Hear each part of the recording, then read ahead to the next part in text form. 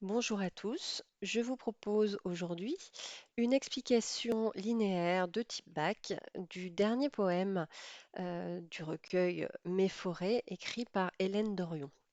Donc, il se trouve dans la section Le bruissement du temps. Ce poème a été écrit donc par Hélène Dorion, une autrice québécoise contemporaine née en 1958 qui a une riche carrière littéraire et il a été composé pendant le confinement. Il clôt la dernière section, Le bruissement du temps, composé de trois poèmes narratifs qui évoquent la Genèse, l'histoire de l'humanité et puis finalement celle de l'autrice, de son enfance à l'âge adulte, hein. Il y a une correspondance entre l'histoire individuelle et puis l'histoire du monde. Il est la cinquième réécriture du poème liminaire Mes forêts sont de longues traînées de temps, où il est la suite, c'est aussi une possibilité d'interprétation. Et on retrouve cette suite du premier poème ou des réécritures du premier poème selon l'interprétation qu'on en fait à la fin de chaque section, ce qui scande finalement le recueil. Donc je lis, je vous rappelle que vous devez lire attentivement euh, le texte, hein. C'est un texte poétique qui est particulièrement beau à mettre comment dire, en voix, et donc je vous conseille vivement de prendre le temps de le faire. Mes forêts sont de longues tiges d'histoire. Elles sont des aiguilles qui tournent à travers les saisons. Elles vont d'est en ouest jusqu'au sud et tout au nord. Mes forêts sont des cages de solitude, des lames de bois clairsemées dans la nuit rare. Elles sont des maisons sans famille, des corps sans amour, qui attendent qu'on les retrouve au matin. Elles sont des ratures et des repentirs. Une boule dans la gorge quand les oiseaux recommencent à voler. Mes forêts sont des doigts qui pointent des ailleurs sans retour. Elles sont des épines dans tous les sens, ignorant ce que l'âge résout. Elles sont des lignes au crayon sur papier de temps, portent le poids de la mer, le silence des nuages. Mes forêts sont un long passage pour nos maux d'exil et de survie, un peu de pluie sur la blessure, un rayon qui dure dans sa douceur, et quand je m'y promène, c'est pour prendre le large vers moi-même.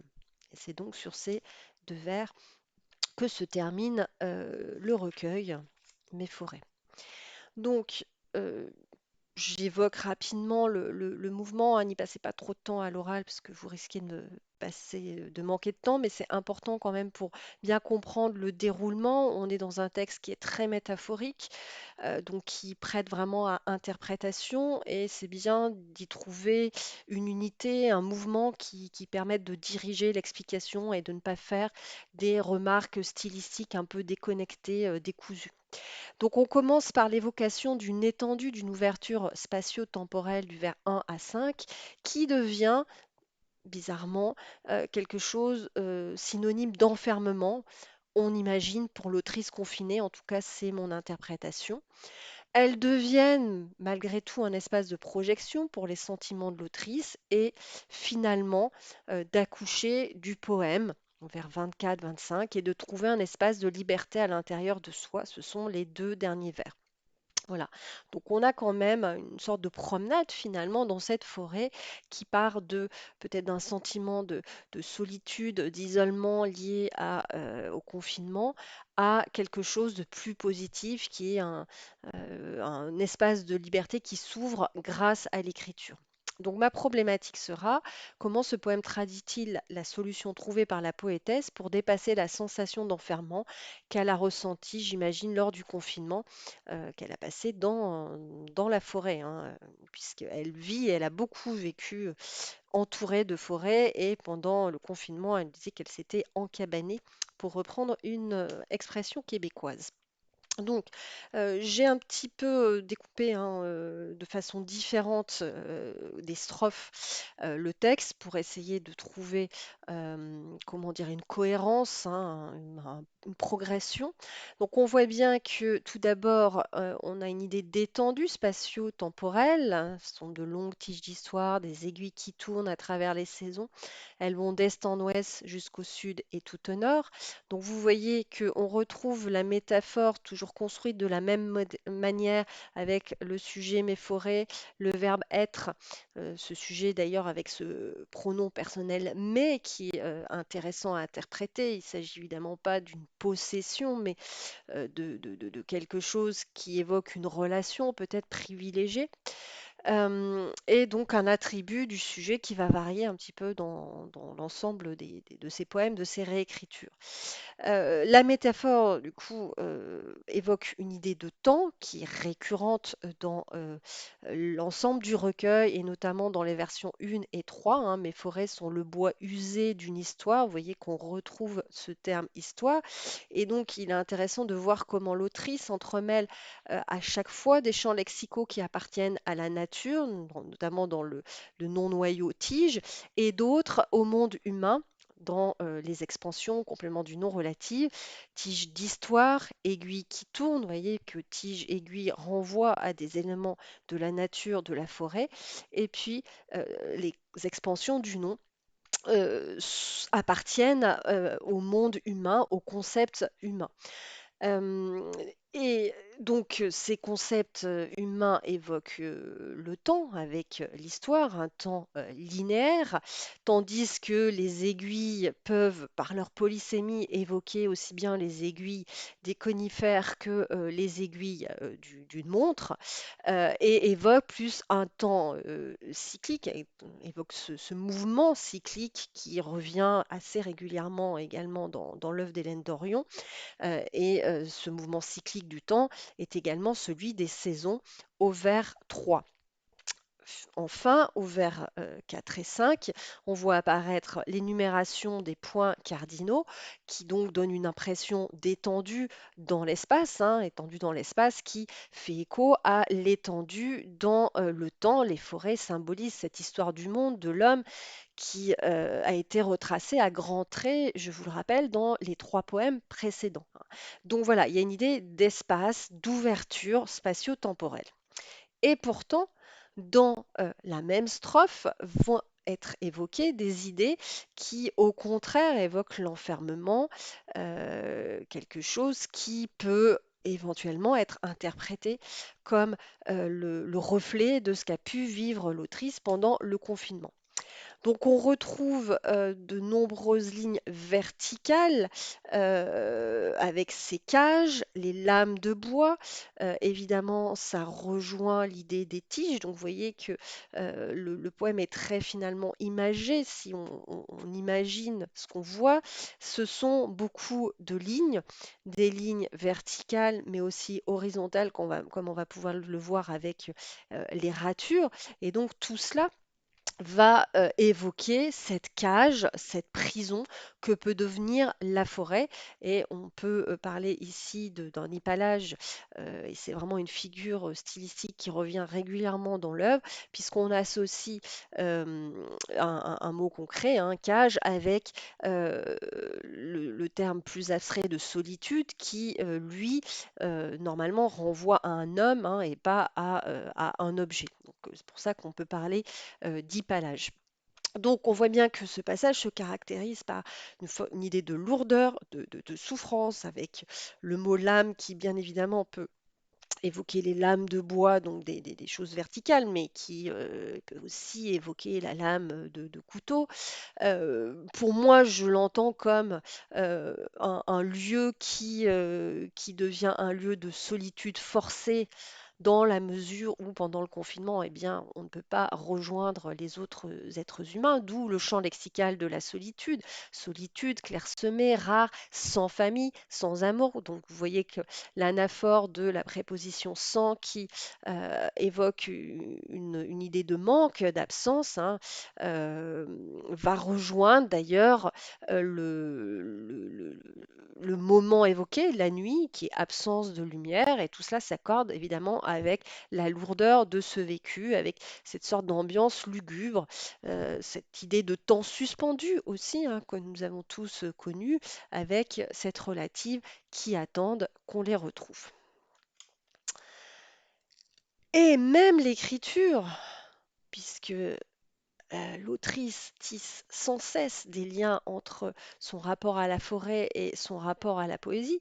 Même l'écriture s'y trouve empêchée, hein. Au matin, elles sont des ratures et des repentirs. Vous remarquez l'allitération en R, une boule dans la gorge, encore l'allitération en R, quand les oiseaux recommencent à voler. Mes forêts sont des doigts qui pointent des ailleurs sans retour, et on retrouve cette négation avec la préposition sans. Donc, la nuit qui est évoquée, peut-être, c'est une hypothèse, le moment de l'écriture pour la poétesse. On sait que de nombreux écrivains écrivent la nuit. Il y a un texte de Victor Hugo qui évoque cette inspiration nocturne à laquelle il résiste parce que il a envie de dormir. Ça, c'est dans les Contemplations. Et donc voilà, ce mot rature évoque ce travail de l'écriture qui se fait pas de façon linéaire. Il y a des erreurs, des retours, enfin voilà, un brouillon, un texte, ça se travaille, ça n'est pas une inspiration pure. La lourdeur et l'angoisse sont à nouveau mises en relief avec le groupe nominal qui est rejeté dans la strophe suivante, hein, une boule dans la gorge. Vous voyez, il y a un espace entre des ratures et des repentirs et une boule dans la gorge, comme si les mots avaient du mal à venir, aussi bien à cause de l'angoisse que peut-être du manque d'inspiration. Et ce blocage, évoqué de façon très concrète, hein, par une émotion qui se traduit dans le corps, va transparaître également dans l'expression des ailleurs sans retour, voilà, comme s'il n'y avait plus de possibilité de s'évader. Euh, on retrouve encore une fois cette notion de verticalité avec les doigts qui pointent, peut-être une forme d'espoir avec ces oiseaux qui recommencent à voler au petit matin, évidemment, hein. On voit bien qu'il y a le déroulement du temps qui a été évoqué d'ailleurs dans le premier poème Avant l'aube, il eut un soir, il eut un matin. Donc euh, cette alternance nuit-jour semble finalement ne pas permettre une résolution du manque d'inspiration, de l'angoisse. Et dans le distique suivant, elles sont des épines dans tous les sens, ignorant ce que l'âge résout. Passage un peu difficile à interpréter, mais il me semble que ce qui est pointé ici, c'est finalement l'éloignement, la scission qui existe entre l'humain et la nature, la forêt. Euh, on retrouve avec épine l'idée d'aiguille qui était au départ, hein, polysémique, mais de façon plus négative. D'abord parce que le mot épine est peut-être plus connoté péjorativement que aiguille. Et en plus, dans tous les sens, cette expression évoque une absence d'organisation, de sens, hein. Ça s'oppose évidemment à l'organisation spatio-temporelle des humains qu'on a vu au début avec les aiguilles, l'histoire, les saisons. Et il y a également un fossé entre l'humain et la nature, l'humain qui est conscient du temps, alors que justement la forêt est inconsciente. On a ce verbe de forme négative aussi, ignorant, ce que l'âge résout. Et donc peut-être que justement cette nature inconsciente du passage du temps annonce d'un autre côté une lueur d'espoir, hein, puisque avec ce verbe résoudre, eh bien, il y a l'idée que peut-être le temps va permettre de trouver une solution. Et donc, on va sortir de cette ambiance très lourde, de cette impression de blocage pour trouver des solutions. Donc, même si cette forêt semble d'une certaine manière étrangère à l'homme, avec une absence de temps, une absence de conscience, une absence de sens, pardon, et de conscience, malgré tout, la poétesse et l'être humain peut s'y projeter, va y projeter quelque chose. Elles sont des lignes au crayon sur papier de temps. On voit le thème de l'écriture qui apparaît ici.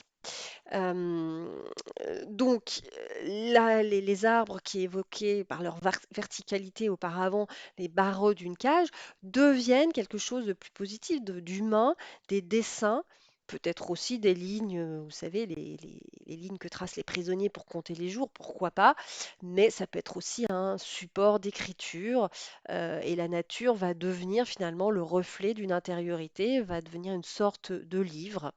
Hem, voilà, dans lequel on peut retrouver ce que le vécu, hein, porte le poids de la mer et le silence des nuages. Vous voyez qu'on retrouve malgré tout, malgré cette idée peut-être de solution qui va être trouvée, cette ambiance lourde avec le champ lexical du poids souligné par l'allitération en P, porte le poids de la mer, sachant que la mer pourrait aussi s'entendre L apostrophe A M E R, donc quelque chose de difficile.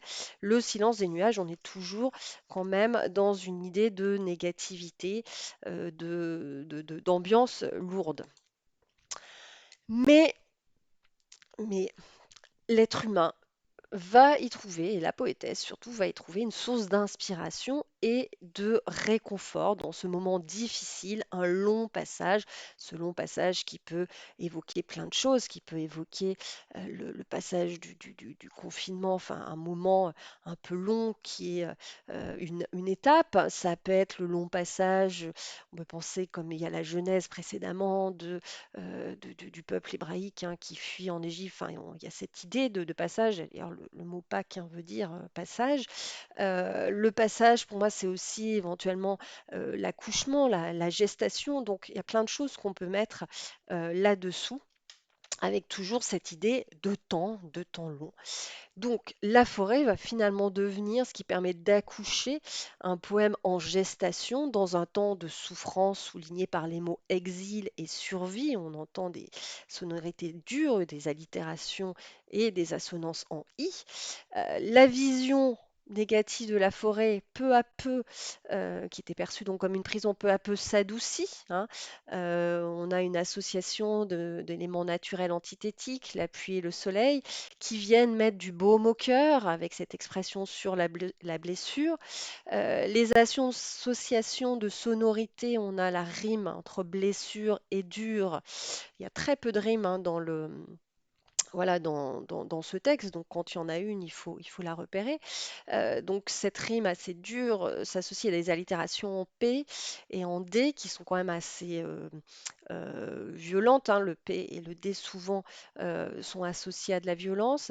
Et inversement, on a des nasales qui sont des sonorités beaucoup plus douces, on et heure.